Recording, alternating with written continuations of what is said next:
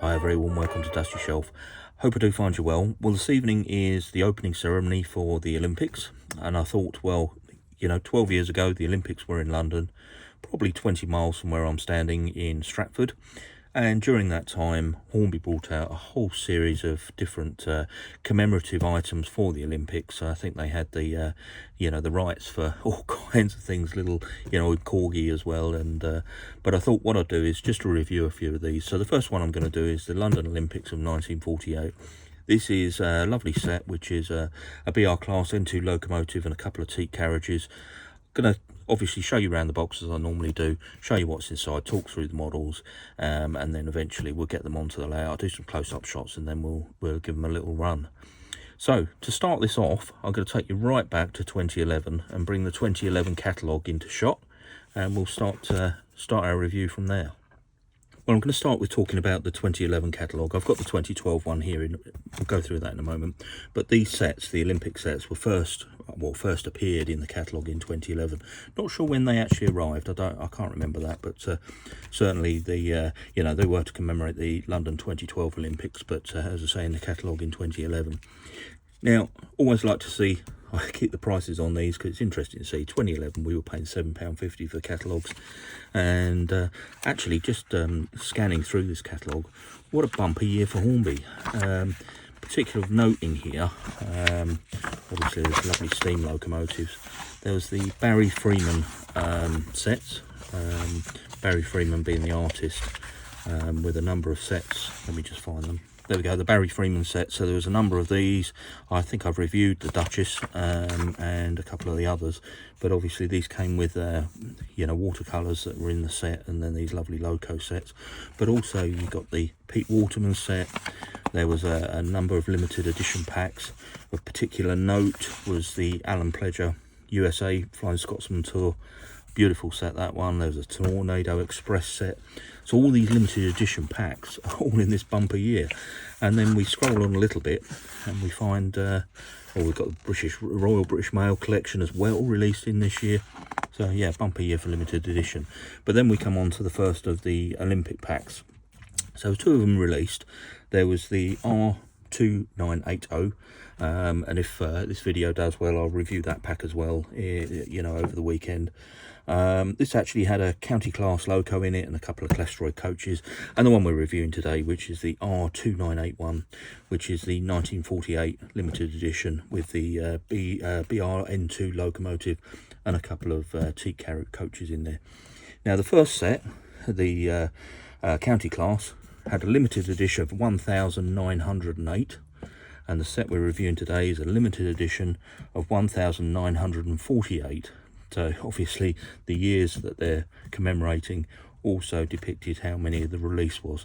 Now, how you can call a limited edition 1948 units, I really don't know. They're certainly stretching the spirit of limited edition right to the extremes.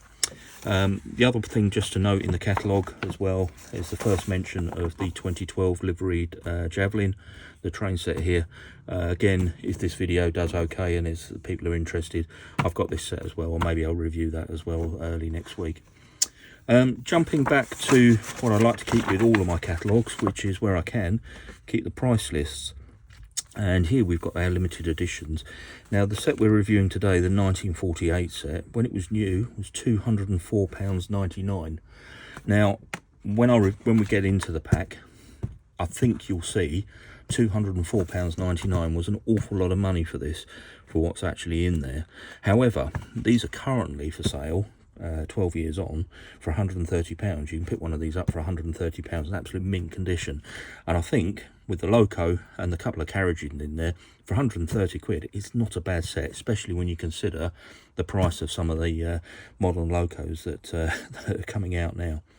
Anyway, so that's the 2011 catalogue, and just to pick up on the 2012 catalogue here, we've got the purple Javelin here with the 2012 logo on there.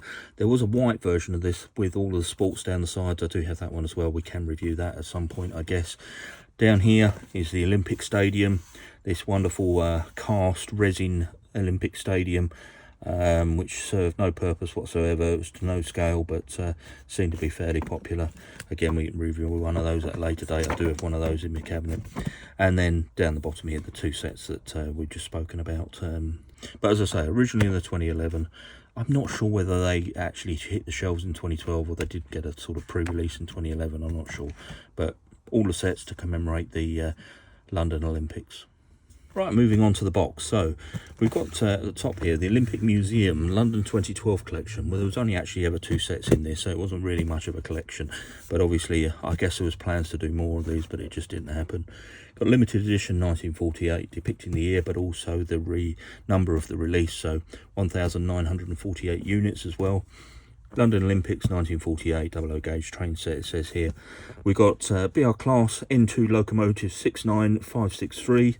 And you see there, and 2 teak coaches, one of them being a 3rd class composite coach, the other one being a 3rd class brake coach. Over this side, got some depictions here. These are, you know, it's quite interesting actually.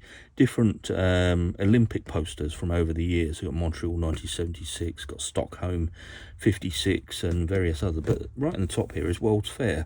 I have no idea why that's in there. You know, these are all different Olympics. I guess somehow that slipped in there, which seems a bit of a bizarre thing to do when you've got posters for all of the other Olympic games that are here.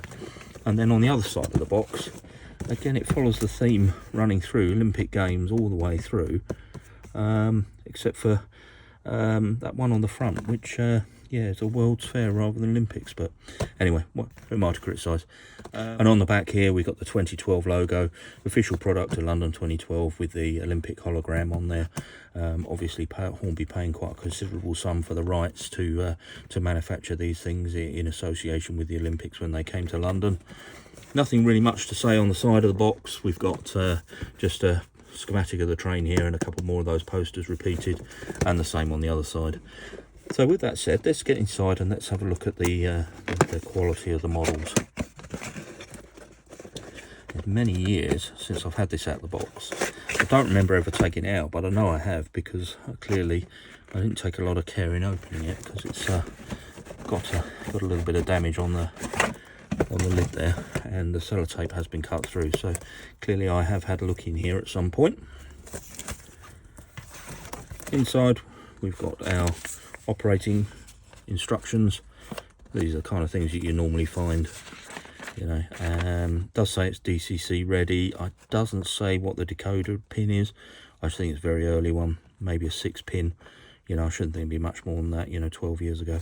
Got your oiling points on there, coupling for the front should you wish to put it in, and various other bits on here, how to remove the body. And I'm guessing there should be somewhere there is a detailing pack, but there's no instructions here on where they go. Next thing in the box is the certificate of authenticity, for what it's worth. 936, my limited edition, and I'll have to say, you know, when you're talking about 1,948 units, as I think I said, you know, it's sort of stretching the spirit of limited edition right to the limit. These words here are repeated in the catalogue, they're repeated here again, and they're repeated on the box. So I'll read these out in a moment and we'll get some detailed shots. But quite a nice certificate nonetheless, not that it really means anything. And then on the back here, and then over the back here on the certificate, it says Hornby first commenced the production of 00 model railways over 70 years ago. During that time, the world of model railways has seen many changes, but Frank Hornby's initial ethos still holds true today. And that was his belief in attention to detail and the need to capture the essence of the original, creating a true miniature likeness. Couple these two beliefs with superb running qualities, you have the exquisite Hornby model's quality and distinction. And it's limited edition 1948 and signed by Simon Kohler there. So a quick look at the detailing pack. We've got alternative couplings for closer coupling between the coaches if preferred. Then we have, again, a repeat, so they're just the couplings that are in that side. And then on this side, the detailing pack. This is just a sleeve to put over, insulation sleeves, should you wish to put a decoder in it. And then here, just your vacuum pipes to add on to the loco. Not a great deal of detailing, hence probably why it's not in the instructions. Right, let's slide the loco out first. I've actually got this up the wrong way, let me turn it around. Right, slide the loco out first. Now, it's an extremely lightweight loco, really is lightweight. There is nothing to it. I'll weigh it in a moment, but it's very light. Now on the side here, we've got separately fitted handrail, got a couple of little separately fitted pipes. I assume this is some sort of recirculate condenser pipe on either side. Got the whistles fitted here and a couple of pipes running down just in front of the quarter glass. The glass is nicely fitted, nice and clear. No detailing inside. In fact, I do believe the motor is actually mounted inside the cab, which is a shame. Down the side here, separately fitted handrails either side of the cab door. The printing's quite good quality, not bad at all, very crisp. Around the front of the loco, again, we've got a separately fitted handrail across the smoke box door, but the dart is moulded in by the look of it. Yeah, the dart's moulded in, but nice clear printing on the front there. Sprung buffers, which for 12-year-old loco wasn't really a thing, I don't think, back then. There was very few locos with sprung buffers, and you got them on the rear as well, and obviously the larger style couplings on there. But you do have the alternates if you wish to coast coupling the parts a little bit more. Coal bunker, not really a lot to say about that, but again, another separately fitted handrail around the back. So apart from being extremely light, there is some detailing. There is separately fitted parts around, the little hook on there and the handrails and things, but most of the features are moulded in, and I mean, it does look quite a plasticky model. Bit disappointed to see that in the detailing pack there's no brake connecting rods and things. So I would consider this probably more of a sort of Hornby Railroad loco rather than anything from the proper Hornby range. Okay, let's slide this coach out. Now, I remember looking at these coaches when the set first arrived all those years ago, and I was really impressed with these at the time. These are lovely looking coaches. Now, if I bring the printing close to the camera, not too great, but at a distance, when you look at the coach, very effective. Gives a real impression of wood paneling on there. Lots of separately fitted parts as well for a coach. Got the handrails on the roof here, we've got the drain pipe down the back, sprung buffers on a coach, which is really good to see. We've got the door steps fitted on here, got separately fitted brass handles on each of the doors of the carriage. Again, I'll get some proper detailed shots of this, and obviously the grab handles as you enter the carriages. Printing is exceptional. We've got printing on the chassis plate running along here and all the rivets, but also on the windows. And we've got the smoking marked on some of the carriages. That's not repeated on the other side, which I think is a bit strange. I would have thought you'd print them on the other side of the windows as well. I would have thought when you've gone to the trouble of setting up the machine with these smoking on there, you'd repeat it on the other side, but clearly not. There's a couple of opaque windows either end, and we've got lovely printing on the coach here. Now, one of the things I did see is on each of the corner of the bogies, there's a very small detailed component. Now, bearing in mind, I don't think, well, no, I've never run this. I'm missing one of those on here. I'm missing one of them on here. I can see in the pack here, there's one of them there. So, again, very tiny. I don't know where the second one's gone. I will try and glue that back on when I finish the review.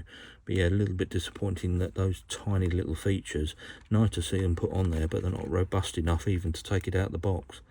So, but as a whole, a very nice carriage. And again, just bringing the loco back into shot, for 200 odd pounds, this is ridiculous. The loco is clearly not to that kind of quality, but at 130, I mean, lovely coach, a lovely looking loco here, albeit a little lightweight. Not bad for 130, I hope you agree. Let's have a look at the second coach. I'm assuming it's very similar. Again, no printing on this side, but printing on the other side. So again, you've got the smoking printed on one side, you've got a guard marked on here, obviously this being the brake carriage. You see some of the panelling closed out there on the windows, but the detailing is much the same. You've still got your separately fitted drains, you've still got some of your handrails at one end. Yeah, they do make a lovely pair of coaches in the set here, very nice indeed. So I'm just going to pick up one more comment about the detailing I've just noticed. Now, we've got this pipe running all the way down this side. We've got the separately printed parts on the windows. You can see the separately printed parts on the windows.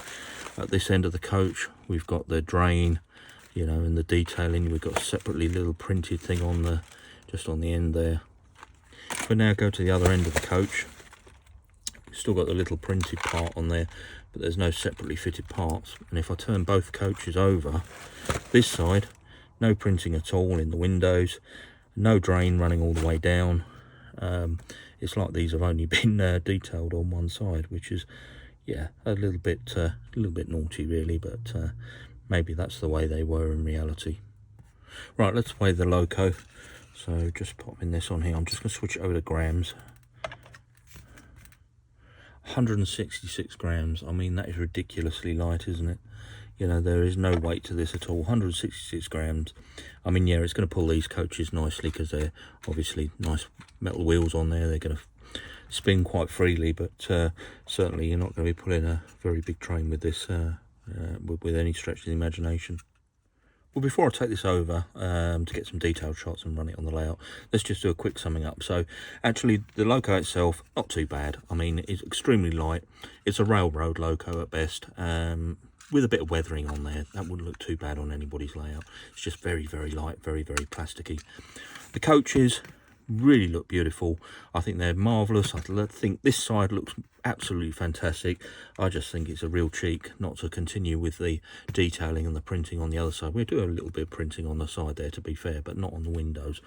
So yeah, maybe in real life you only have the smoking signs on one side of the carriage. I think I recall them being on both sides, but somebody will correct me. Love the detailing underneath, love the detail on the bogies. These all look pretty good.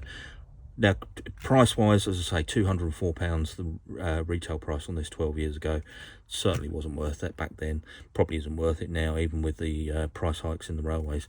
That said, though, £130, which is what this set is currently selling for, I don't think that's too bad for a couple of decent, you know, detailed coaches with these sprung buffers and a not too bad loco.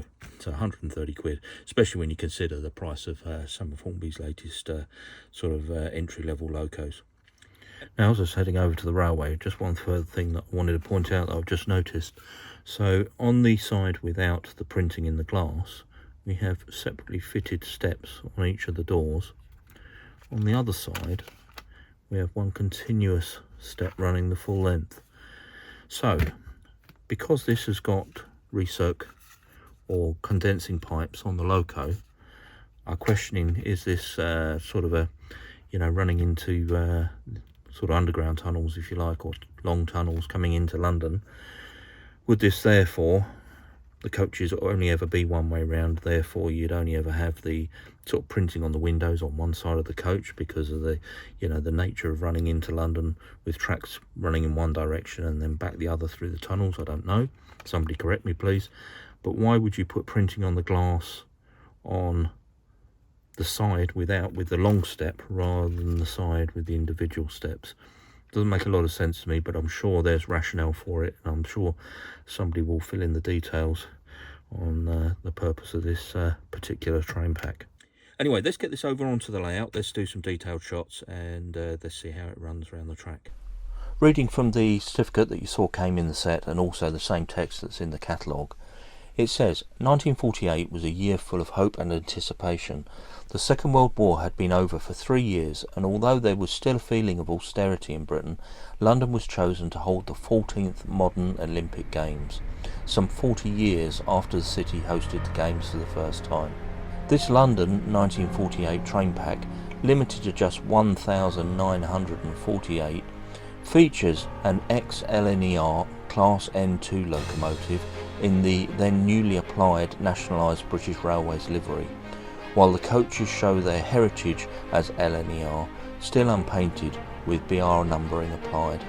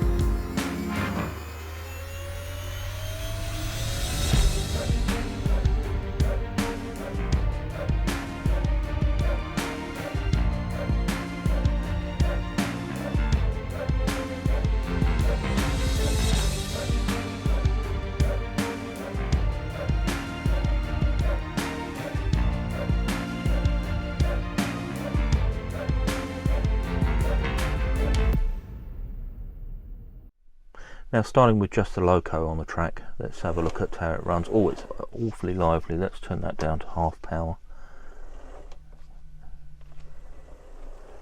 Yeah, very, very responsive. I mean, literally, I've got my HM controller and I'm moving it, well, literally just to the on position. There is no control over this loco at all. I've got it to, let's turn the impedance to high. That's a bit better. So it's on high impedance, low speed. Yes, now I've got more control over it. Actually, quite a nice moving loco. But as I say, yeah, HM controller set to high impedance, low power, and I finally got some control over the loco. Moves quite nicely when it's slow. I do like the motion on there. Yeah, not bad at all. Right, let's pick up these coaches.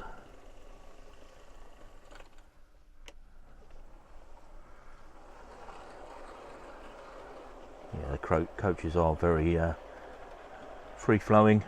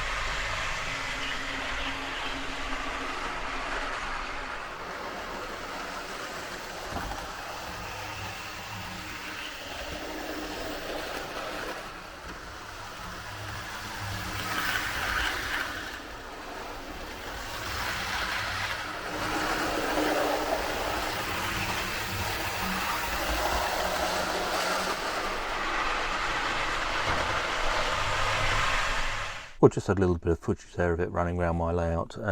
Beautiful runner. It's been running around for half an hour just to get those few shots. Hasn't skipped a beat. Did note that the couplings on the carriages are sprung, which is quite good. I can see that as it's going around the corner, taking some of the chatter out of the moving of the coaches, which is really good. So all in all, not a bad set.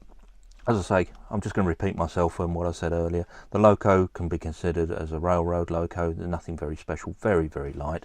Do like the sprung buffers on both of them. Obviously, it comes with enhanced items to couple the coaches close together, which I think would make sort of the intersection of the coaches look a lot better. Love the look of the coaches. No idea why it's printed only on one side on the glass. That's a little bit disappointing. And also the, as I say, the little steps here. There on one side you've got separate fitted steps, on the other coach on the other side you've got a single step running the full length. But all in all, £204 of retail price on this 12 years ago. I can't believe I paid that for it. I have no idea what I did pay for it, but yeah, if I did pay the 212, I think I was another one of those ones where I was caught in the moment. Currently selling for 130. Now I don't think this is a bad set for £130 given on today's prices. You know, a couple of lovely coaches there, and you can do so much with this loco in terms of weathering.